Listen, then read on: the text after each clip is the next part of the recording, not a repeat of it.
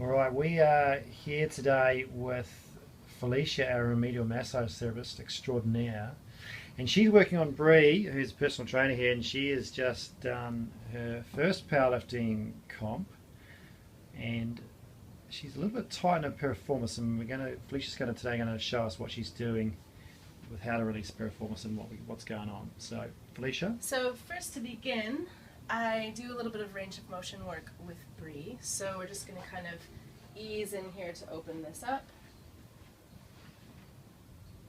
Is that okay, Bree? Yeah, that's good. So this kind of gets everything warm and also lets me palpate where the tension really is, where I'm finding it. And then I start to go into some myofascial release after that. And that piriformis is going to be pretty essential for Bree to keep her knee in line when she lifts. Helps that hip keep that external rotation abduction, which is what you need for your knees when you're squatting and powerlifting. So we come in to myofascial release work.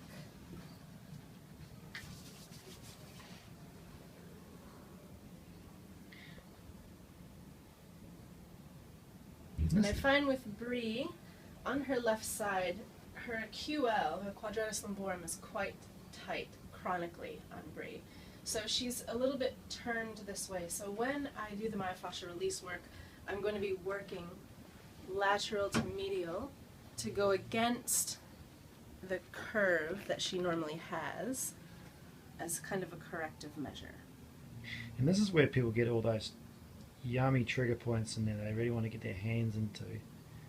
But this is a lot more effective than just digging a ball in, isn't it? Yeah. So I just sink in to where I feel resistance in the tissue and then slowly let the tissue just make its way for my pressure. How's that feel, Bree? Good. Yeah. But really essential for getting that muscle functioning properly, because that's got to stabilize the hip when she lifts. If she's lifting a lot of load, she really needs that working at optimum performance. And sometimes with someone like Bree, where we have both of these things happening at the same time, I can work both at the same time. So This is where we have the magic hands, where people have no idea what you're doing because it feels like you're massaging two places at the same time, right? So we have this section right here, which is lifted up and kind of rotating this way. And then we have this, which is dropping down in relationship to this side. So I'm going to move this way with the piriformis and this way with the QL. So again, I just sink in to where I feel resistance in the tissue, not beyond. So the body can just relax with the movement. And that's a great technique, that. I can feel just a little bit of resistance in that piriformis. How's that, Bree? Good. Yeah. So sometimes the tissue will flutter a little bit, and that's a good sign. It's kind of, that's its sign of, one of the signs of it releasing.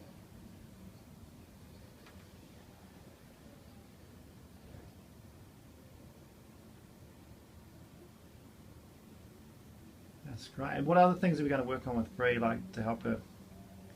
So with Bree as well, we have some pronation that happens a little bit more in the left than the right.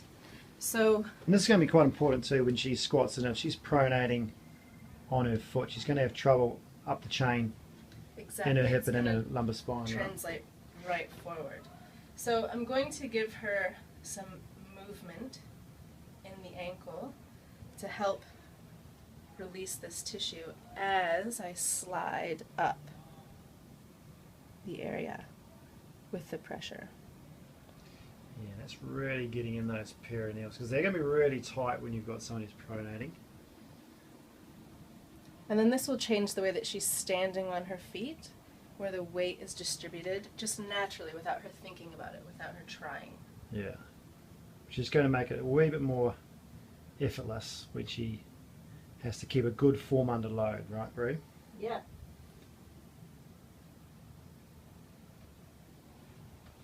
Ooh, I can feel that already, hey? Yeah, it gets quite tight up in here, doesn't it? Yep. All right. That's great. See you next time.